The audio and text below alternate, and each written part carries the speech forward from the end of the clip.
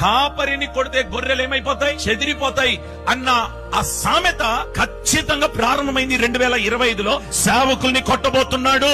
గట్టిగా నోరు తెరిచి మాట్లాడితే, గట్టిగా స్వరం ఎత్తితే వెంటనే వారికి నోటీసులు ఇచ్చి తీసుకుని వెళ్ళి చెరసాల్లో పెట్టి, ఆ అజయ్ బాబు అనే దైవజుని తీసుకుని లోపల పెట్టి గుండు కొట్టించి కాలుకు చెప్పులు లేకుండా ఆ మండుతున్న ఆ రాయి మీద నిలబెట్టి ఇదిగో ఒక బోర్డు ఇచ్చి ఏమిటి అవమానపరిచినారు. బైబిల్లో ముందే రాయబడి, నా నామము నిమిత్తము నిందలు అనుభవిస్తారు, మిమ్మల్ని దూషిస్తారు, మిమ్మల్ని హింసిస్తారు, చెడ్డ మాటలెల్లా మీ గురించి పలుకుతారు. ప్రారంభమైంది అది.